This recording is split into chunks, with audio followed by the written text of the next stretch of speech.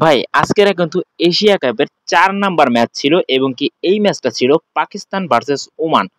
এখন ওমানকে আপনারা অনেক ছোট একটা দল মনে করতেছেন এবং কি পাকিস্তানকে অনেক বড় একটা দল মনে করতেছেন। তো এইখানে আপনাদের জন্য একটি কথা বলে রাইখা দিই, আমি কিন্তু আজকের ম্যাচটা কিন্তু আমি কিন্তু দেখছি ও লাইভে বসেই খেলাটা দেখছি, ঠিক আছে? তো আমি যেটা বলছিলাম যে আমি কিন্তু এশিয়া কাপের প্রত্যেকটা ম্যাচ দেখব, কারণ কি বাংলাদেশ যেহেতু এখন পর্যন্ত টিকে আছে, যেহেতু বাংলাদেশের একটা ম্যাচে খেলছে হংকং এর বিপক্ষে, তো হংকং এর বিপক্ষে আপনারা সবাই জানেন বাংলাদেশ জিতে গেছে। এখন প্রসঙ্গ যে পাকিস্তানের খেলা দেখছি এবং কি পাকিস্তান ওমান তারা কেমন করছে সেটি আজকে আমি বলে দিব। আপনারা যেন জানেন সবাই যে পাকিস্তান ওমানের তুলনায় অনেক বেশি শক্তিশালী একটা টিম, কিন্তু আমি মনে করি পাকিস্তান আর বাংলাদেশ প্রায় সেম টু সেম ক্যাটাগরি একটা টিম, ঠিক আছে? তো পাকিস্তান এবং কি বাংলাদেশ সেম টু সেম একটা ক্যাটাগরির টিম। তো এই ক্ষেত্রে ওমান কিন্তু শুরুটা অসংখ্য ভালো করছে, কারণ শুরুর প্রথম ওভারে কিন্তু পাকিস্তানের একটা উইকেট ফেলাই দিছে ওমান এবং কি পাকিস্তান ওই ওভারে রান করছে মাত্র ৯ রান, ঠিক আছে? আর আপনার যে ওমান হলো বলে অনেক ভালো করছে, ঠিক আছে? কারণ এত বড় একটা টিম, তো এই টিমটারে কিন্তু অনেক বেশি প্রেশার দিছে, ঠিক আছে, পাকিস্তানরে, ঠিক আছে, ওমান। কারণ কি ওমান বল করছে ২০ ওভার এবং কি পাকিস্তান ২০ ওভারে করতে পারছে মাত্র ১৬০ রান। টি-টোয়েন্টি ফরম্যাট একটা বড় মঞ্চে এখানে কিন্তু অনায়াসে আমি মনে করি একটি বড় দল যেমন ইন্ডিয়া কিংবা আদার্স মানে কোনো কান্ট্রির টিম, তো এরা কিন্তু করতে পারে, তাদের সক্ষম আছে যে ১০০ ১৯০ মানে ১০০ থেকে ১৯০, ঠিক আছে?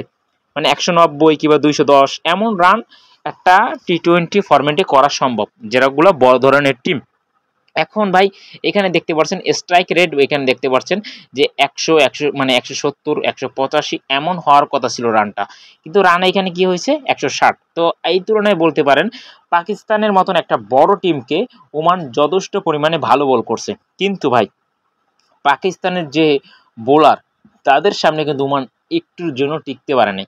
কারণ আমি মনে করি সব থেকে বড় রানে ব্যবধানে, হ্যাঁ এটা ৪টা ম্যাচের মধ্যে সব থেকে বড় ব্যবধানে ওমানই কিন্তু আজকের ম্যাচটা হারছে।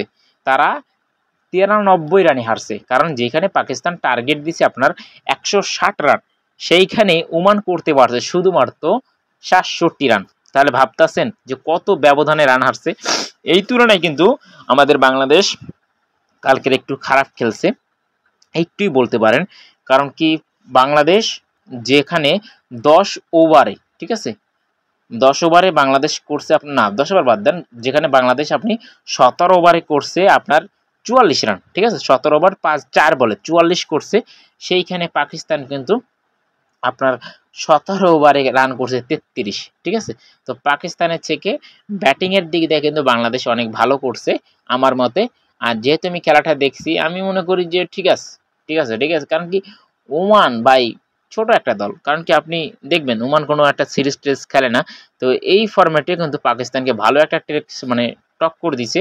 তো এইখানে কিন্তু অনেকগুলো ম্যাচ হয়ে গেছে, ৪টা ম্যাচ হয়ে গেছে, ৪টা ম্যাচের মধ্যে বড় বড় সব টিমগুলো জিতছে, ঠিক আছে? এখন পর্যন্ত এশিয়া কাপ আমি খেলা দেখা মানে এশিয়া কাপ খেলা দেখা আমি ভাই সত্যি কথা বলতে গিয়ে একটু মজা পাইনি। কারণ আগস্টই জানি যে অমুক টিম জিতবে, ঠিক আছে? আগস্টই আপনার কি যখন খেলা দেখতে বসেন তখন কি হয় আপনি জানেন না যে আজকেরা হংকং এর সাথে বাংলাদেশ জিতবে। কালকের ম্যাচ, হ্যাঁ ভাই কালকের ম্যাচ কিন্তু খুবই গুরুত্বপূর্ণ। কালকের ম্যাচটা বাংলাদেশ শ্রীলঙ্কার ম্যাচ, সবাই কিন্তু দেখবেন, ঠিক আছে? ওই ম্যাচটা কিন্তু অনেক মজা, আর বাংলাদেশের জন্য সবাই দোয়া করবেন কালকের ম্যাচ জিতলে বাংলাদেশ সুপার 4-এ, ঠিক আছে?